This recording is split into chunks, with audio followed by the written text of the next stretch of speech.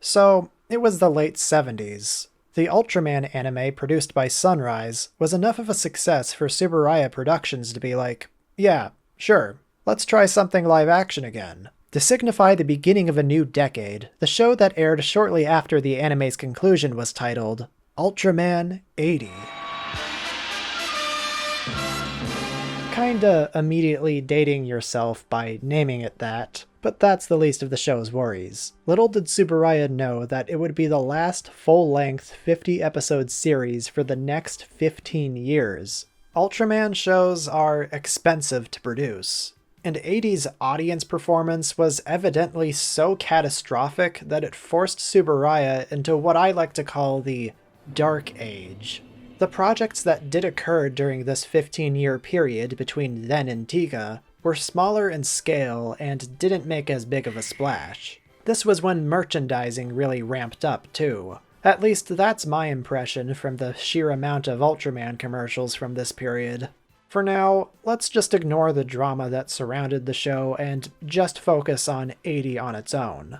It's getting to be about that time for some of you to go back to school. I've looked at my analytics. So I figured now's a good time to take a look at a show with an Ultra whose occupation includes being a teacher. Briefly, sure, but, you know, it could be added to his LinkedIn. It has been 5 years since the end of Ultraman Leo, and monsters are beginning to appear in Japan again. The show's hero is Takeshi Yamato, an adventurer turned junior high school teacher who is secretly the human form of Ultraman 80. Yeah, this is another Ultra show where the protagonist is their respective Ultraman, and not one piloting someone else's body.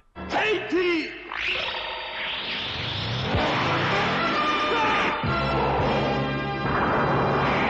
Yamato balances his new life on 3 fronts: his job as a teacher, being a member of the new attack team, Utility Government Members, or UGM, as well as his identity as Ultraman 80. And several episodes see him help a kid in his class overcome their issues. It's no surprise that this more lighthearted tone is the result of one of the showrunners being Noriaki Yuasa, the director of every Showa-era Gamera film, and he directs 22 out of the 50 episodes here. Those films admittedly weren't the best paced or written, but there was a childlike sense of wonder to even the worst ones. And by Ultraman 80, I think Yuasa had really improved as a director.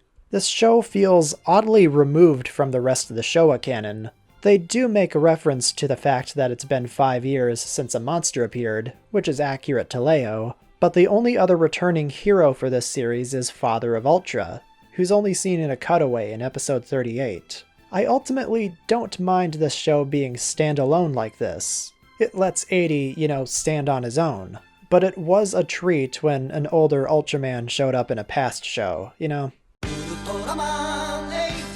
One of the first things I want to make clear about 80 is that its soundtrack is incredible. I love all of it, from the incidental music by the returning Toru Fuyuki, to Kunio Miyauchi's reused score from the previous show, to the highly infectious ending and opening songs.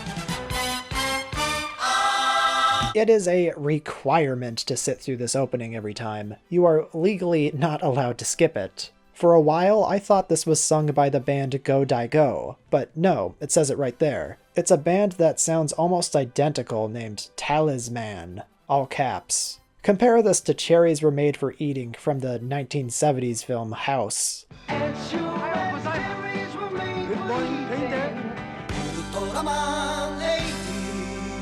Obviously, I can't play too much of it because YouTube, but the production of it sounds similar. I'm not crazy, right? I also love Let's Go UGM as well. It sounds like a jazzercise backing track. The production values of 80 are naturally the highest they've ever been in the franchise up to this point. The compositing of the actors and the monster action is better realized, even if it's still obvious and has some weak moments. The show's beam effects are more intricately illustrated, and I noticed a little bit of influence from Star Wars at times. It's weird to consider that this is a post-Star Wars world.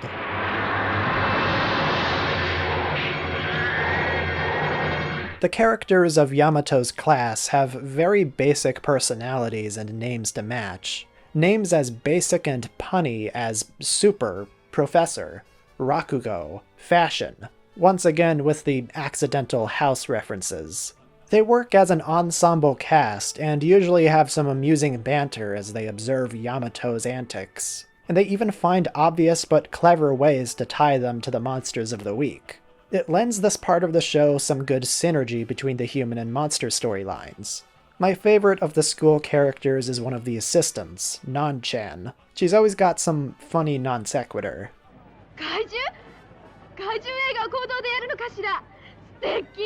The decision to have the new Ultra host be this sort of mentor figure is refreshing. Sure, Yamato still makes mistakes, but having a character who's a little older than average is nice. I will say, Yamato as a character isn't the most complex or interesting. Despite all of the conflicts he needs to overcome, he mostly remains static as a person. But there is some likability about the performance here. He has a tendency to speak to himself out loud, which is less a character trait and more just stilted writing.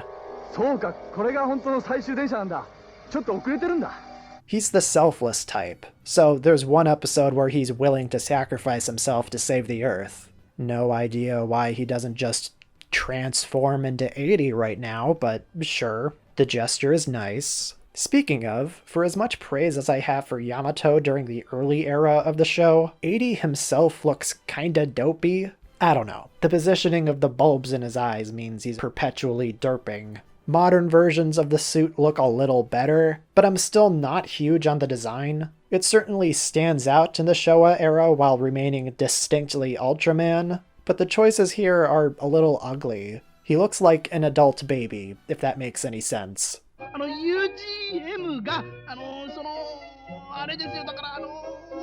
Despite spending much more time with them after the format shift, the cast of UGM is comparably less distinct than the students. They do make additions to the team over the course of the show, but adding more characters doesn't fix the problem. In fact, that means there are more names I have to keep track of. This includes a big goofy guy named Sarah, as if they needed another one after the last show. And he doesn't add a lot outside of corny comic relief. The supporting character I remember the most is the captain, if only because he seems to be onto the fact that Yamato is 80 since the very beginning. So you get that funny bookend of him being like, are you perhaps an alien? And him being like, yeah, I knew the whole time, lol, at the very end. Ultraman 80. Of all the entries in the Showa series, this one has the most unique setup. An Ultraman with a teaching job is certainly something that hasn't been done before, and it lends itself well to more wholesome slice-of-life premises. What the? I never gave them permission to make me a kaiju. I'm suing.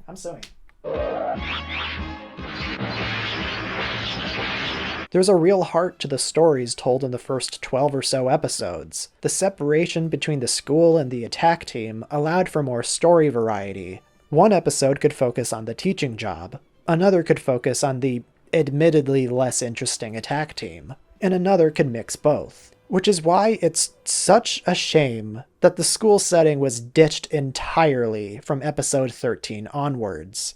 I've been alluding to this since the start of the video, but Ultraman 80 came out at a bad time. The fan site UltraBlogDX credits it to a rise in juvenile delinquency, and bad practices of teaching in Japan. So a show that regularly depicted a school setting, a similar setting to the ones being criticized at the moment, would have poorly timed synergy with, well, reality. Google translated Japanese Wikipedia also attributes this to a producer leaving, and the station didn't want to do that setting anymore, so they made the showrunners change it. There were also parental concerns, and that might have been the whole juvenile delinquency angle.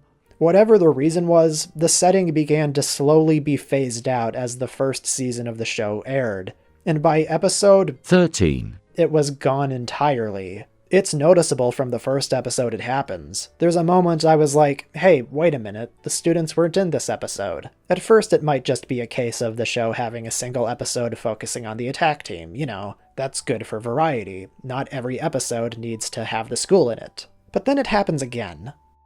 Then again, and again, and again. When the school setting was dropped, there was no send-off, no final scene of Yamato saying goodbye to his students. They just disappeared. It absolutely does not help that the purely UGM-focused episodes so far have been demonstrably the weaker ones. And this cast of Quaker Oats, bland spaghetti whatevers is the cast that we're stuck with for the rest of the series. The actress for Nan-chan does appear way later in the show, and they lampshade Takeshi seeing her before. Her repeated appearances lead to some cute moments. I think the implication is that Takeshi is still doing the teaching job, it's just all off screen. We never get to know, so all I can do is make assumptions. The show does try to keep his mentor role. There's often a kid in an episode he needs to console in some way. But the show is still lacking that more diverse cast of characters. The entire premise was gutted so quickly into its run, and what we have in the remaining 37 episodes is something very familiar. Overly familiar. Not necessarily bad, but I really started to miss the setting that gave this series some initial intrigue. There is still fun to be had here, but it doesn't help that it's far less ambitious than the show that preceded it. For as many issues I have with the star Ultraman, the anime was taking the story places no other Ultra series had before. 80 is comparably pedestrian and safe. It's still plenty ridiculous in that typical brand of Ultraman, but you don't see anything lofty like an overarching story that ties to Ultraman's home planet. Granted, it's an anime, which means it's in an entirely different visual medium, which means it's able to actually show a lot of these things. Something the Ultra series kinda struggled with. It also takes the star Ultraman 19 episodes to get even remotely interesting, but that's another video for another time. But you would think that 80 would at least try to have a story of some kind. If anything, it's a lot of the same repeated concepts seen in prior shows, often executed in a less interesting way. At this point, 8 shows into the franchise, I can understand why 80 would be forced to revisit certain ideas. But I would expect a show that's 5 years removed from the last live-action one to maybe not rely on as many repeated concepts. It feels rather tired by now. You can call these tributes. The reference to the Infinity Train from Ultra Q is certainly one of them, and on its own it's fine. Hell, the return of various kaiju and aliens is honestly refreshing since it's been so long since they've appeared, but some episodes are just straight repeats. The one about the kid that turns into a monster, that's just Kanegon again, even down to the monster's abilities being used by his friends. The episode with Barrack Ship, that's just Iron Rocks again. The episode about the rogue star, that's just the Goran and Ultra Key two-parters again. Hell, that whole concept was ripped from Gorath to begin with. It's also a little bit of that Gieiron episode from Ultra 7 because they destroyed the planet, which causes the alien refugee to attack the Earth. This comes off less as a reference and more as a rehash. They only dwell on the moral ramifications of blowing up the planet very briefly. The showrunners must have seen how badly things were doing, so throughout the show they introduce new characters and reintroduce familiar faces on the kaiju side of things. The show eventually starts doing cold opens, where the conflict of the episode is introduced up front before transitioning into the opening. They eventually change the opening to include more footage from the show, and later get a new opening and ending song altogether. They're okay, but they can't beat their biggest bid to increase viewership was the introduction of a new character in episode 43, a princess from the planet of Ultra named Yulian. She's amnesiac at first, but remembers her purpose towards the end of the episode, and she becomes another face in UGM. This is also the same episode where the show threatens the viewer with a good time by implying at least one person is going to know Yamato is 80. This UGM member named Emmy finds out. The show was kind of teasing a romance between the two for a while now. Once again, spoilers, but sadly within the same 10-second span of finding out, I'm not even joking, she of course has enough time to say goodbye, but there was an opportunity that was dashed here. We could have had a love interest with immediate knowledge the protagonist is Ultraman. You know, that's an interesting angle. But the show was so scared of the possibilities that it wasted no time in killing her to maintain the status quo. In her dying breath, Emmy asks Julian to become a member of UGM in her place. And the most this changes the formula is that there's now a character who occasionally says she's going to help 80, but she's outright denied that by Yamato until the penultimate episode. Yeah, the Ultra Lady who's on the DVD box set cover, she doesn't appear proper until the second to last episode. Ouch. The hypocrisy in Yamato telling her to live like an Earthling by not using her powers, while he gets to turn into 80 during every monster fight, is pretty condescending. Like, bro, if you practiced what you preached, you wouldn't be turning into Ultraman. Gotta wonder if there's a bit of sexism at play here. There were so many opportunities for changing the boring format here, and the show opted to take the least interesting ones. Emmy eventually gets brought back in the show's finale as an android. Like, it's a robot made in her image and it's not actually her, which is one of the more unintentionally ghoulish moments in this show. Like, Jesus Christ. Ooh, Julian might transform in the next episode. Stick around for another week to see if she does. I wouldn't call it cloying, but I felt a bit of that desperation to introduce new elements and increase viewership. And the worst part is that they do nothing to change the fundamentals of the show. Yamato's relationships don't really change. It's a show that doesn't switch things up outside of getting rid of what initially made it interesting. The school setting that would have forced Yamato to juggle 2 jobs. You know, while I'm at it, I might as well discuss some individual moments and episodes I do remember, because there isn't a lot. There's an episode where 80 lets a space vampire possess him, and he overpowers him with his own consciousness. That's kinda badass. After that, there's a 2-parter about a guy who turns into a monster.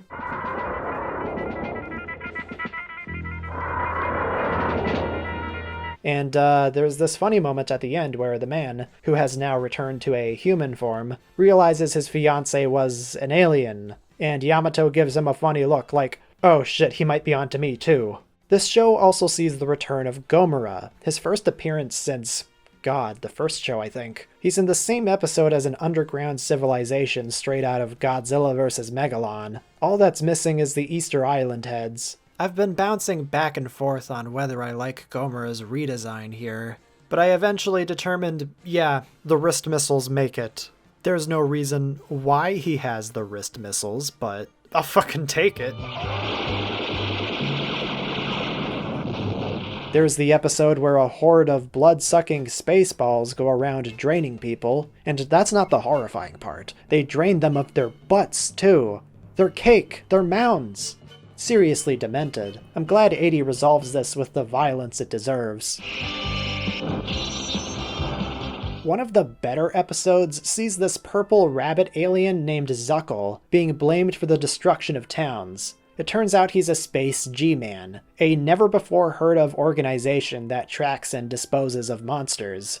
He looks ridiculous. They made no effort to hide the eyes of the actor by painting them or anything. But there are some weirdly high stakes in this episode as we see the monster removing people from existence. It's pretty messed up. The monster Gamo even killed Zuckle's wife and son, and he only has 2 days until retirement until he won't be capable of defeating the monster anymore. It's a fun mix of tragic and goofy. With the more involving story, it makes the eventual defeat of the monster more satisfying.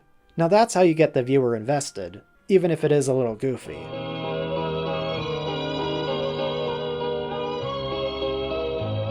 Red King returns for this show, his first live-action appearance since the first series, and he was summoned by a wish-granting genie named Margin. Pretty zany episode, I guess.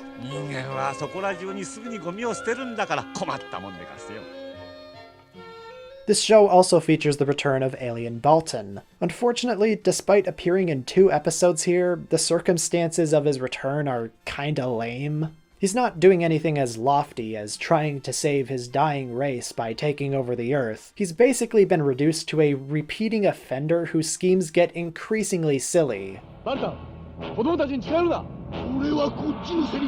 At least they have the laugh this time. Even Return of Ultraman failed in that department.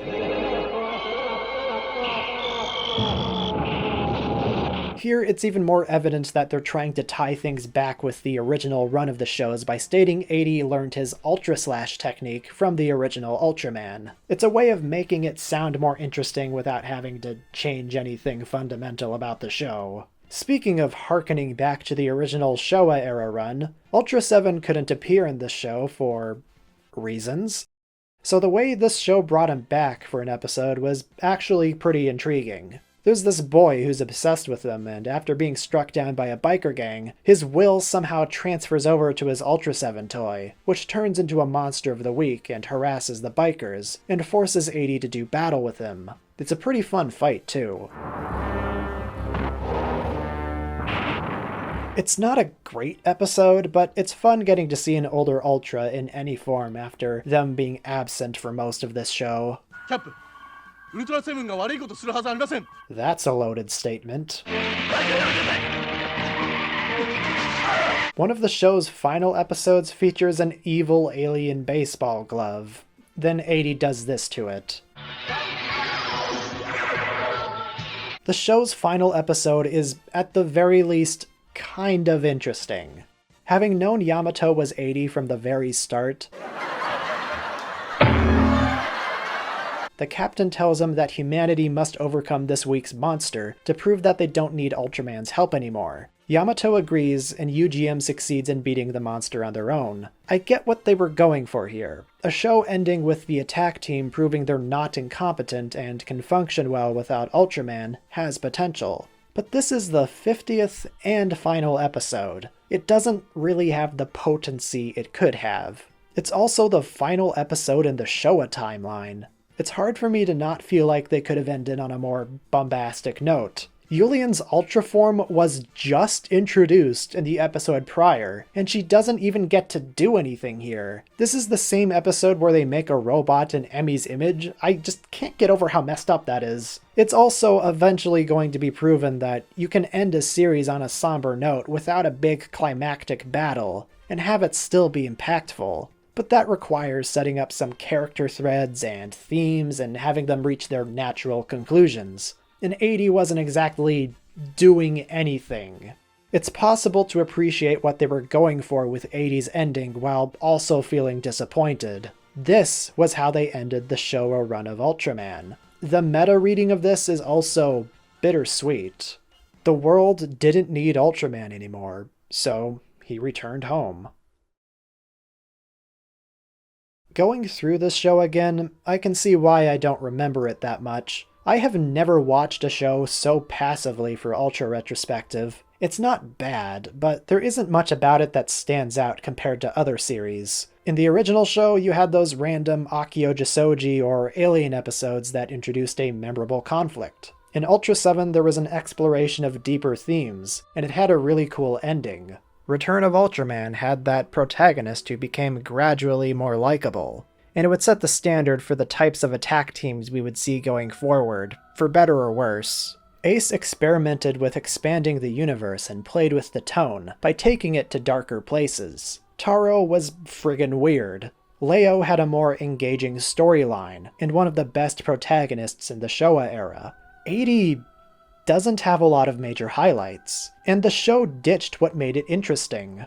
80 was deathly afraid of abandoning the status quo, and after hundreds of episodes prior to its release that proved the status quo could be bent just a little, it's very much to this show's detriment. 80's position is unenviable in that regard. It was forced to make changes by real-life circumstances, a 1-2 punch of being forced to play it safe and simultaneously losing viewership because it was playing it too safe.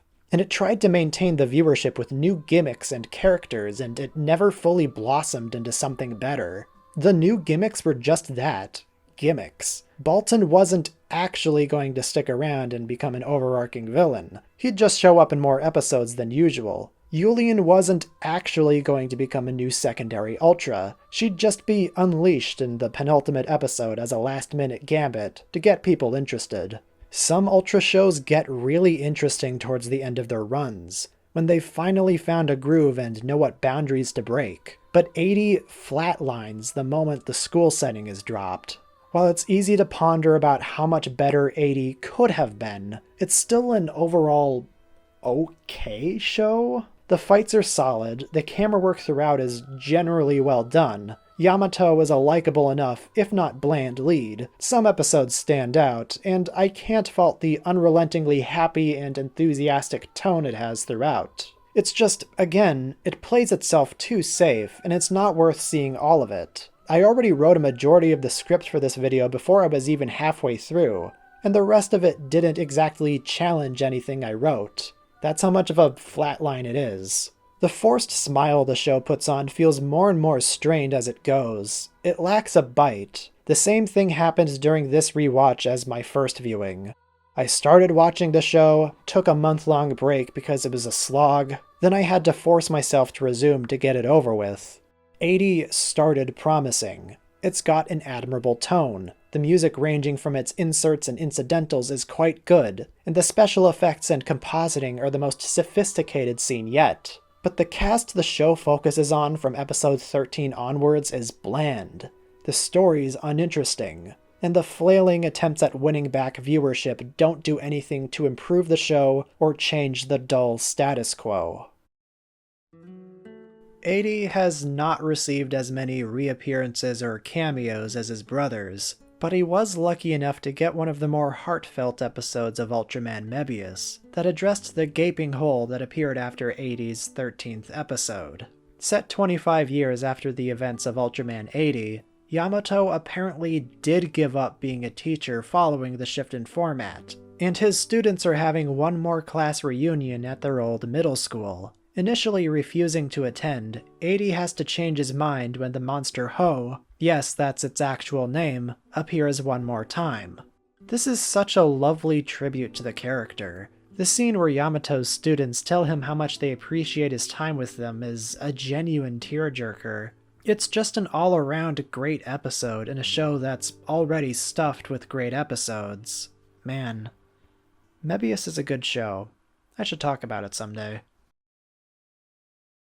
Oh, yeah, I forgot to mention, if you've been wondering about the video quality this whole time, Ultraman 80 never got a Blu-ray release. Not even in Japan. That's why North America only got a DVD box set when the other live-action Showa entries got Blu-rays. It speaks to how well Tsuburaya treats 80 after how poorly this show performed that he can't even get an HD release. Like Mill Creek's other releases, this one is mostly fine if you can tolerate certain aspects, but the preservation of the audio varies depending on the episode.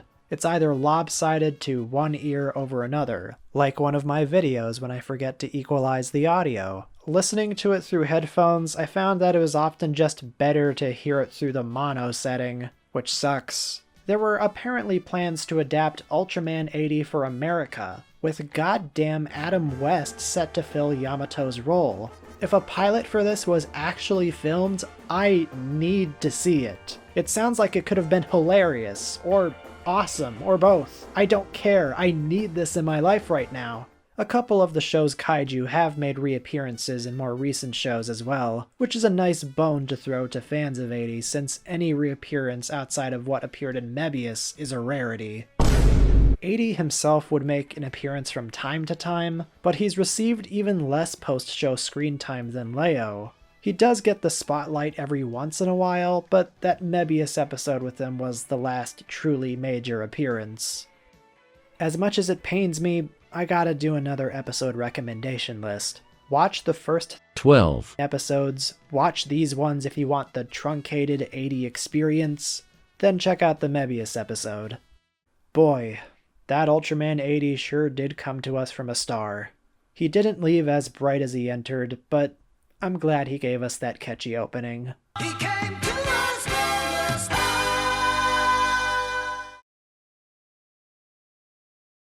Whoa, hi, it's been a hot minute since the last Ultra retrospective. Sorry about that, burnout is real. I've also been working on the Halloween special, and that should be ready by October, hopefully. I also plan an Ultra retrospective for October, so you know, you'll be getting the Halloween special and what you probably subscribed for.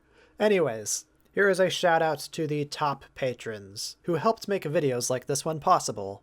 Manila Fan, Gazner, Sampai, Golden Made Me an Ultraman Fan, Swoosh McJuice, Navek15, Jacob Hinch, Dude Bro, Griffith J. Hertenstein, Alastair Gilmore, Seamus Kelly, Anonymous Euronymous 1349, Fujoshi Urinal, Driller, Rymond Ruin, Mulan Nguyen, Ultraman Taro vs. Leo, Irrelevant 402, Hey I'm Mooney, Krazak 53, Komen, Queer Kaiju, Chronicler Waba, Alcoholic Alligators, Ryan Santa Cruz, Avak Robot, The Antagonist, Richard Ciavardon, It's God Z, Bigodilo, An Actual Dimetrodon, CMG, Red Comet Harry, and Marpzilla. Thank you all very much.